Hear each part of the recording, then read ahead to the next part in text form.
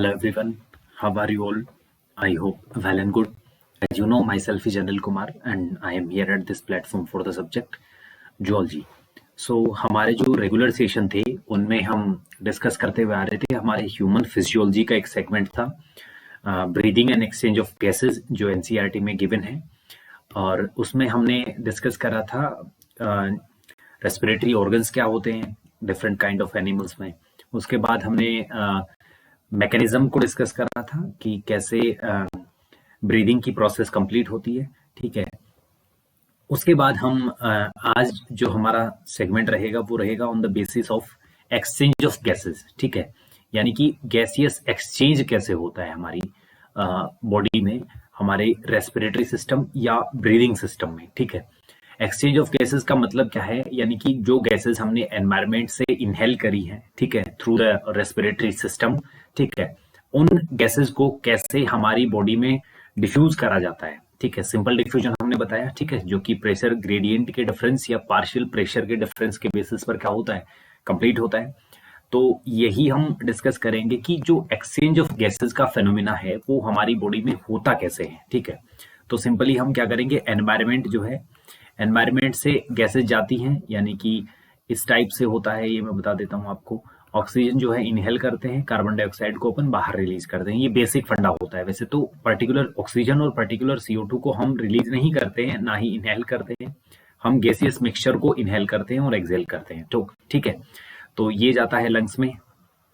ठीक है, फिर लंग्स से भी फर्दर क्या होता है, इसका ट्रांसपोर्टेशन होता है। ठीक है, लंग्स से O2 का ट्रांसपोर्टेशन, CO2 का ट्रांसपोर्टेशन होता है, किस लेवल पर, ब्लड तक होता है। ठीक है, फिर ब्लड से भी फर्दर इसका ट्रांसपोर्टेशन होता है, एज वी ऑल नो, ये CO2 बाहर आती है, O2 वहां, ये होता है टिश्यूज को या फिर सेल्स को। ठीक है, या फिर मैं बोल सकता हूँ बॉडी पार्ट्स को। ठीक है, तो ये वाला जो फेनोमिना है, ये complete phenomena from the environment से लेकर सेल्यूलर लेवल तक गैसेस को कैसे भेजा जाता है। ठीक है, ये एक्सचेंज पर बेस्ड होगा, बिकॉज गैसेस को हमारी बॉडी में इनहेल करने से जो रेस्पिरेशन या फिर ब्रीदिंग की प्रोसेस है वो कंप्लीट नहीं हो जाती है। इन गैसेस को जो इनका टारगेट मैकेनिज्म है, जैसे कि मेन जो टारगेट होता है हमारे ब्रीदिंग का वो होता है फूड को ऑक्सीडाइज कराना, यानी कि ऑक्सीडेशन ऑफ फूड। ठीक है, तो ऑक्सीडेशन ऑफ फूड होने के लिए एनवायरमेंटल गैसेस के मिक्सचर का केवल बॉडी या फिर लंग्स में चले जाने से कुछ नहीं होगा। उन सब गैसेस को जो कि मेनली ऑक्सीजन रिक्वायर्ड रहती है फॉर द फूड ऑक्सीडेशन, उसको सेल्यूलर लेवल पर ट्रांसपोर्ट करना होगा या वहां तक भेजना होगा। ठीक है, तो वहां तक भेजने से पहले गैसेस को लंग्स के लेवल से, यानी कि लंग्स में एल्वियोलर लेवल से ब्लड में डिफ्यूज होना पड़ेगा और ब्लड से उन्हें टिश्यू या फिर सेल्यूलर लेवल पर डिफ्यूज होना पड़ेगा या एक्सचेंज कराना पड़ेगा। ठीक है, तो इसी सेगमेंट में हम डिस्कस करेंगे कि कैसे इन गैसेस का एक्सचेंज होता है। तो इस सीरीज में जो आज का हमारा सेगमेंट रहेगा, इसमें हम डिस्कस करेंगे जो रेस्पिरेटरी मेम्ब्रेन का डिस्कशन करेंगे, रेस्पिरेटरी मेम्ब्रेन को डिस्कस करेंगे। ठीक है, और फिर उसके बाद हम डिस्कस करेंगे पार्शियल प्रेशर को डिस्कस करेंगे। पार्शियल प्रेशर का मतलब क्या होता है, पार्शियल प्रेशर को हम दो गैसेस के रेफरेंस में डिस्कस करेंगे, पहला ऑक्सीजन के रेफरेंस में, दूसरा CO2 के रेफरेंस में। ठीक है, उसके बाद हम करेंगे पार्शियल प्रेशर के बाद सॉल्युबिलिटी ऑफ गैसेस का डिस्कशन करेंगे, solubility of O2 and CO2। ठीक है, इन गैसेस की सॉल्युबिलिटी का क्या ऑर्डर रहता है, कैसे ये गैसेस जो हैं सॉल्युबल रहती हैं, इसका डिस्कशन करेंगे। सो हम एनसीईआरटी से स्टार्ट कर लेते हैं। तो एनसीईआरटी में देखो हेडिंग जो है वो गिवन है, लिखा है यहाँ पर एक्सचेंज ऑफ गैसेस। ठीक है, यानी कि गैसेस को हम एक्सचेंज कराएंगे वो कैसे होगा। तो सबसे पहला स्टेटमेंट लिखा है, alveoli are the primary sites of exchange of gases, यानी कि एल्वियोलाई जो है लंग्स की एक यूनिट है, एल्वियोलाई जो है लंग्स की यूनिट है। ठीक है, लंग्स की स्ट्रक्चरल यूनिट है लंग्स की। तो ये वाली यूनिट जो है एल्वियोलाई, ये प्राइमरी साइट है एक्सचेंज के लिए। प्राइमरी साइट का मतलब क्या है कि सबसे पहले एक्सचेंज का जो फेनोमिना है वो कहाँ स्टार्ट होता है, यानी कि एनवायरमेंट से हमने गैसेस को इनहेल करा, तो ये गैसेज कहाँ जाएंगी, एल्वियोलाई में जाएंगी। ठीक है, तो एल्वियोलाई को primary site for the exchange of gases बोल दिया जाता है। Exchange of gases also occur between blood and tissues. ठीक है, यानी कि ब्लड और टिश्यूज के बीच भी गैसियस एक्सचेंज होता है, जैसे कि मैंने बताया। यहाँ पर हमने लिखा हुआ है, हमने सबसे पहले देखा है कि जो गैसेज हैं एनवायरमेंट से कहाँ को आती है, लंग्स को आती है, ये वाला डिस्कशन देखा। तो ये एल्वियोलाई हो गई, ठीक है, ठीक है। तो ये एल्वियोलर और एनवायरमेंटल लेवल का एक गैसियस एक्सचेंज हो गया, ठीक है। फिर एल्वियोलाई से ब्लड को भी जाती है और ब्लड से टिश्यूज को भी जाती है, ठीक है। तो यही हमने यहाँ पर बेसिकली डिस्कस करा है। देन लिखा है O2 and CO2 are exchange in these sites by simple diffusion, ठीक है, मेनली बेस्ड ऑन प्रेशर और कंसंट्रेशन ग्रेडियंट। यानी कि ऑक्सीजन और कार्बन डाइऑक्साइड जो गैसेज है उनको इन साइट्स पर लाइक एल्वियोलाई और ब्लड एंड टिश्यू लेवल पर क्या करा जाता है, डिफ्यूज करा जाता है, ठीक है, या फिर एक्सचेंज करा जाता है। और ये प्रोसेस जो होती है एक्सचेंज की इन साइट्स पर, ये सिंपल डिफ्यूजन के थ्रू होती है। और सिंपल डिफ्यूजन जो बेसिकली होता है वो प्रेशर या फिर कंसंट्रेशन ग्रेडियंट पर बेस्ड होता है। यानी कि जहां जिस साइट को, जैसे कि साइट ए है और साइट बी है, हमें गैसेज को एक्सचेंज कराना है ए साइट से बी साइट की ओर, ठीक है। तो बी साइट पर प्रेशर ग्रेडियंट या फिर कंसंट्रेशन ग्रेडियंट कम होना चाहिए और ए साइट पर उस गैस का कंसंट्रेशन ग्रेडियंट या प्रेशर ग्रेडियंट ज्यादा होना चाहिए। तभी इस गैस को हम ए साइट से बी साइट को क्या कर सकते हैं, ट्रांसफर कर सकते हैं या फिर एक्सचेंज करा सकते हैं, ठीक है। और ये एक्सचेंज का फेनोमेना जो है वो सिंपल डिफ्यूजन के थ्रू कंप्लीट होता है। फिर आता है solubility of the gases as well as the thickness of the membranes involved in diffusion are also some important factors that can affect the rate of diffusion। तो मैं अगर बात करूं रेट ऑफ डिफ्यूजन को कौन कौन अफेक्ट करता है, तो हम इसको एक बार लिख लेते हैं। यानी कि रेट ऑफ डिफ्यूजन, ठीक है। डिफ्यूजन का मतलब तो समझ गए, सबसे पहले डिफ्यूजन का मतलब ही देख लेते हैं। डिफ्यूजन का मतलब होता है किसी भी मेम्ब्रेन के अक्रॉस किसी सब्सटेंस को क्रॉस कराना, ठीक है। ये एक मेम्ब्रेन है हमारी, ठीक है। इस मेम्ब्रेन के अक्रॉस हम ऑक्सीजन को भेज रहे हैं, ठीक है, और कार्बन डाइऑक्साइड को भेज रहे हैं, ठीक है। तो ये वाली जो फेनोमेना है ये है डिफ्यूजन, ठीक है। अब डिफ्यूजन को कौन कौन अफेक्ट कर सकता है, तो डिफ्यूजन को अफेक्ट करने वाले फैक्टर हैं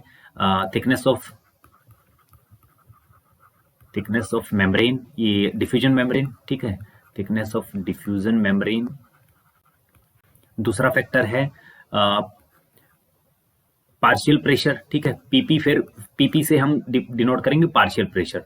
तो ऑक्सीजन के लिए होगा PO2, partial pressure of O2, या फिर ऑक्सीजन कार्बन डाइऑक्साइड के लिए होगा PCO2, ठीक है, partial pressure of carbon dioxide. तीसरा फैक्टर होता है फिर ये होता है solubility of gases, solubility of gases, ठीक है।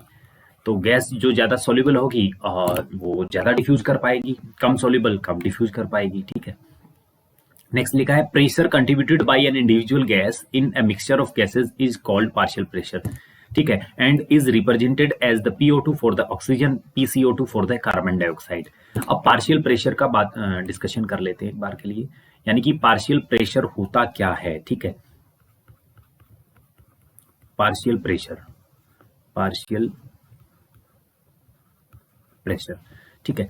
पार्शियल प्रेशर, पार्शियल का मतलब ही क्या होता है, पार्शियल का मतलब होता है एक छोटा सेगमेंट, एक सेगमेंट, सेपरेट सेगमेंट, ठीक है। इस सेगमेंट की वजह से किसी मिक्सचर में प्रेशर जो जनरेट होता है या क्रिएट होता है, जैसे कि ये वाला एक गैसियस मिक्सचर है, यहाँ पर ऑक्सीजन भी है, CO2 भी है और अदर गैसेस भी है, OG4 अदर गैसेस, ठीक है।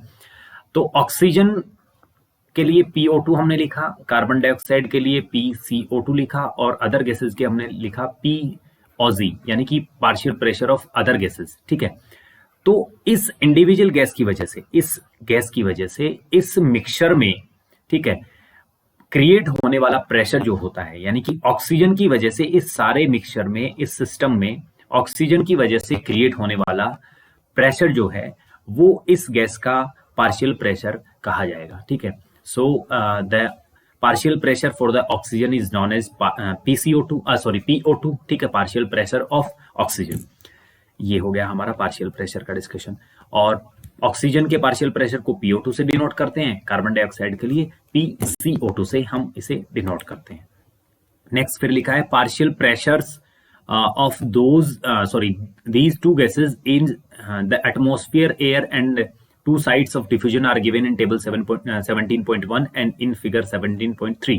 सिंपल सा मतलब ये है कि जो टेबल गिवन है, इस टेबल में हमें PO2 और PCO2 का लेवल गिवन है, ठीक है। वो किस किस लेवल पर है, देखो रेस्पिरेटरी गैसेस हैं, यानी कि पहली ऑक्सीजन है, दूसरी है CO2, अब इस CO2 का पार्शियल प्रेशर जो है यानी कि mm ऑफ Hg वैल्यू में गिवन है, और वो किस लेवल पर है, एटमॉस्फेरिक लेवल पर है, फिर एल्वियुलर लेवल पर है, फिर ब्लड लेवल पर है। ब्लड लेवल में भी दो केसेस हैं, डीऑक्सीजनेटेड ब्लड जो है उसमें पार्शियल प्रेशर कितना होगा गैसेस का, और ऑक्सीजनेटेड ब्लड में कितना पार्शियल प्रेशर रहेगा, फिर टिश्यू लेवल पर कितना पार्शियल प्रेशर इन दोनों गैसेस का रहेगा। ठीक है, तो सबसे पहले ऑक्सीजन की बात कर लेते हैं। तो एटमॉस्फेरिक लेवल जो होता है या एटमॉस्फेयर जो होता है उसमें 159 mm ऑफ Hg जो है हमारी ऑक्सीजन रहती है। ठीक है, एल्वियुलर लेवल पर ये 104 mm ऑफ Hg होता है।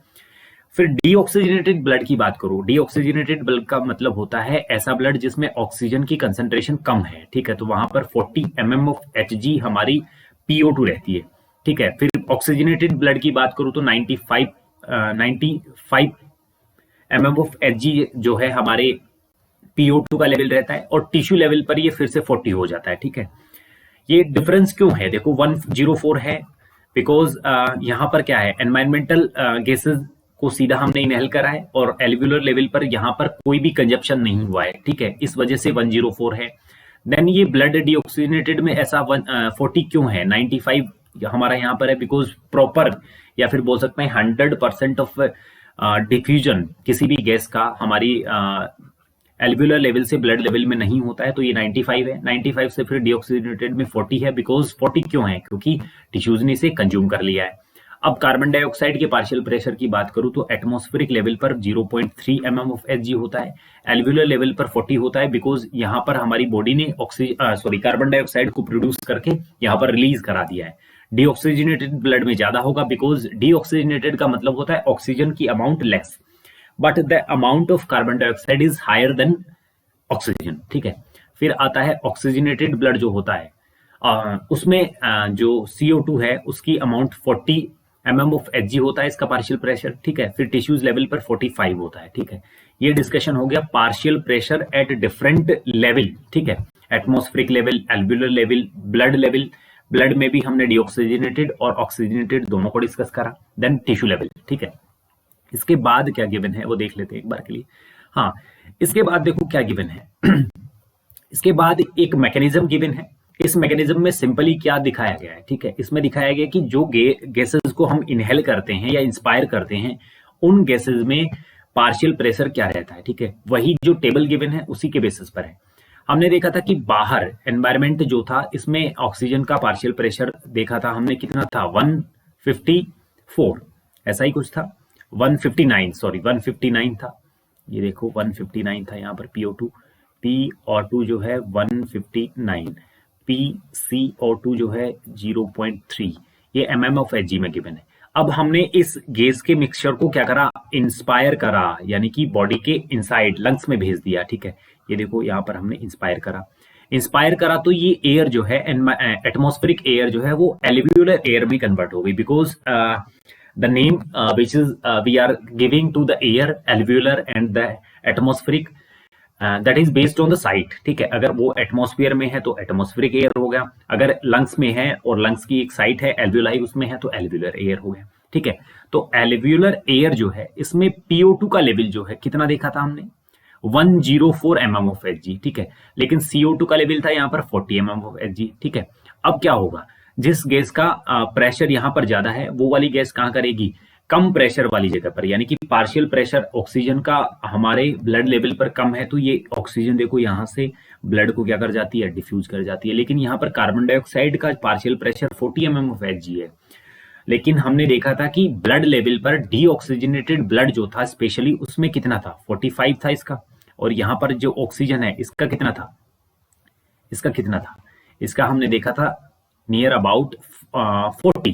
ठीक है, डीऑक्सीजनेटेड की बात कर रहे थे। ठीक है, तो यहाँ पर पार्शियल प्रेशर कम है तो इस वजह से ये यहाँ से यहाँ को चली जाती है एल्वियुलर लेवल से ब्लड लेवल पर, लेकिन कार्बन डाइऑक्साइड ब्लड लेवल से एल्वियुलर लेवल पर चली जाती है। ठीक है, अब यहाँ से पल्मोनरी वेन के थ्रू इसे कहाँ लाया जाता है, इस गैसियस मिक्सचर को हार्ट में लाया जाता है, हार्ट से फिर इसे पंप करा जाता है सिस्टमिक आर्टरीज के through, systemic arteries which carry the oxygenated blood. ठीक है, यानी कि ऑक्सीजन रिच ब्लड को क्या करती हैं, कैरी करती हैं। ऑक्सीजनेटेड ब्लड का मतलब होता है PO2 उसमें 95 mm ऑफ Hg है और PCO2 जो है 40 mm ऑफ Hg है। इस ब्लड को फिर टिश्यू लेवल पर लाया जाता है। टिश्यू लेवल पर आने के बाद ऑक्सीजन को टिश्यूज को डिलीवर करा जाता है, और tissues are basically the group of cells, ठीक है। तो सेल्स में क्या हो रहा है, सेलुलर रेस्पिरेशन होता है, तो हमें पता है कि बाय प्रोडक्ट बनता है कार्बन डाइऑक्साइड, तो इस कार्बन डाइऑक्साइड को ब्लड में रिलीज कर दिया जाता है, ठीक है। अब इसे सिस्टमिक वेन जो है, सिस्टमिक वेन किन्हें बोल देते हैं, ऐसी ब्लड वेसल्स जो क्या करती हैं, डीऑक्सीजनेटेड ब्लड को कैरी करती हैं। डीऑक्सीजनेटेड ब्लड का मतलब होता है कार्बन डाइऑक्साइड का लेवल ज्यादा होना चाहिए, यानी कि partial pressure of carbon dioxide 45 of mm of Hg है, और PO2 partial pressure of oxygen 40 mm of Hg है। इसे सिस्टमिक वेन्स के थ्रू हार्ट में लाया जाता है, ठीक है। हार्ट से फिर इसे वापस पंप करके पल्मोनरी आर्टरीज के थ्रू कहाँ भेज दिया जाता है, लंग्स में भेज दिया जाता है। अब लंग्स में फिर यही प्रोसेस होती है, यानी कि कार्बन डाइऑक्साइड को बाहर रिलीज कर दिया जाता है, ऑक्सीजन को फिर से अंदर रिलीज कर दिया जाता है। तो ये डायग्रामेटिक रिप्रेजेंटेशन जो है वो एक्सचेंज ऑफ गैसेस जो है एल्वियोलर लेवल पर एंड बॉडी टिश्यू लेवल पर, ठीक है, और blood and transport of oxygen and carbon dioxide, ठीक है, इसका डिस्कशन गिवन है, यानी कि ब्लड के थ्रू कैसे ऑक्सीजन और कार्बन डाइऑक्साइड को कैरी करा जाता है, देन कैसे उनको बॉडी टिश्यूज कंज्यूम करते हैं, ठीक है। A gradient is present for carbon dioxide in the opposite direction, ठीक है। मतलब सिंपल सा ये है कि मैं अगर बात करूं किसी भी गैस का डिफ्यूजन किस बेसिस पर रहता है, प्रेशर या फिर ग्रेडियंट, कंसंट्रेशन ग्रेडियंट के डिफरेंस पर। तो अगर किसी टिश्यू से ब्लड में हमें कार्बन डाइऑक्साइड को क्या कराना है, डिफ्यूज कराना है, तो क्या करना पड़ेगा, मतलब क्या कंडीशन होनी चाहिए, टिश्यू लेवल पर कार्बन डाइऑक्साइड की कंसंट्रेशन या फिर प्रेशर ग्रेडियंट ज्यादा होना चाहिए ब्लड की कंपैरिजन में, ठीक है। और ब्लड से एल्वियोलाई में कराना है तो इसके लिए क्या होना चाहिए, एल्वियोलाई में कंसंट्रेशन ग्रेडियंट कम होना चाहिए ब्लड की बजाय, ठीक है, तभी ये डिफ्यूज हो पाएगी। As the solubility of carbon dioxide, solubility की बात कर रहे थे, सोल्युबिलिटी जो है जो अफेक्ट करती है डिफ्यूजन ऑफ गैसेस को, तो सोल्युबिलिटी जो होती है कार्बन डाइऑक्साइड की वो 20 से 25 गुना ज्यादा होती है ऑक्सीजन के कंपैरिजन में, ठीक है। So the amount of carbon dioxide that can diffuse through a diffusion membrane per unit difference in partial pressure is much higher compared to that of oxygen.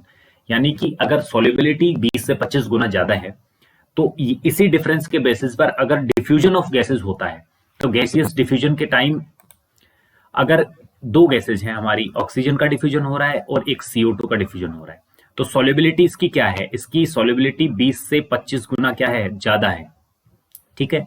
20 से 25 गुना ज्यादा है, इसकी 20 से 25 गुना कम है, ठीक है। तो यहां पर जो डिफ्यूजन है, ठीक है, डिफ्यूजन जो गैस का होगा ये ऑक्सीजन की बजाय कार्बन डाइऑक्साइड का 20 से 25 गुना ज्यादा होगा, ठीक है। डिफ्यूजन जो है वो भी ज्यादा होगा क्योंकि सॉल्युबिलिटी ऑफ गैसेज जो है वो डिफ्यूजन ऑफ गैसेज को अफेक्ट करती हैं, ठीक है। नेक्स्ट लिखा है फिर the diffusion membrane is made up of 3 major layers, ठीक है।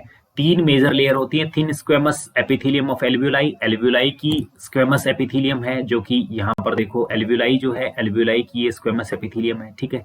ये वाली 1 नंबर हो गई हमारी, ठीक है।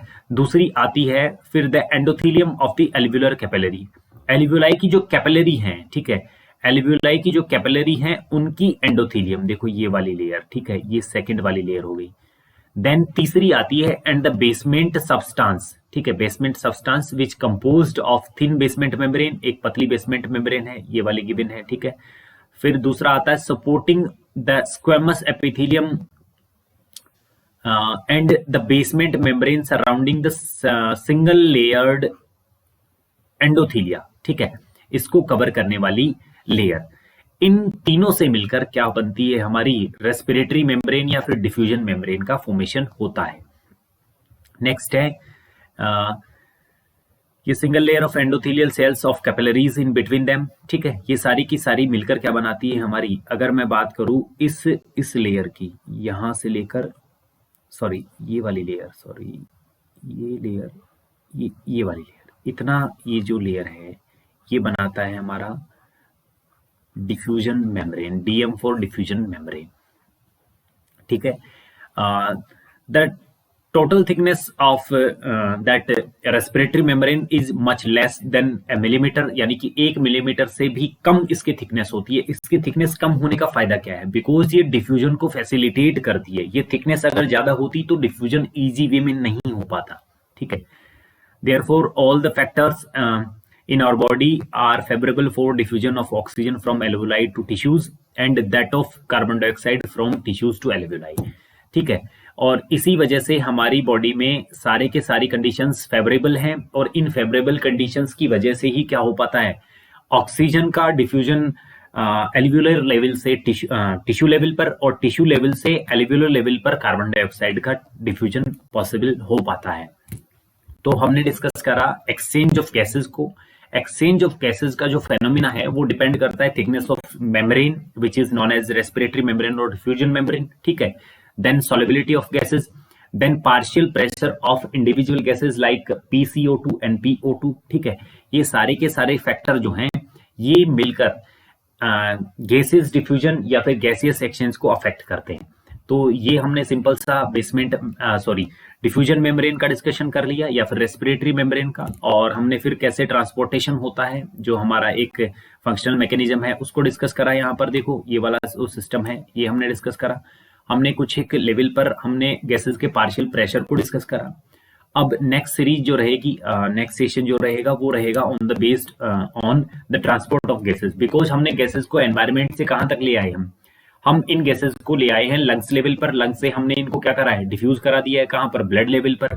अब ब्लड जो है इसे क्या करना है, इन गैसेस को ट्रांसपोर्ट कराना है, बिकॉज हमें पता है कि हर एक बॉडी सेल को रिक्वायरमेंट है किसकी, फूड को ऑक्सीडाइज करने के लिए ऑक्सीजन की, और वहां पर ऑक्सीडेशन ऑफ फूड के बाद बने कार्बन डाइऑक्साइड नाम के बाय प्रोडक्ट को बाहर रिलीज कराने की।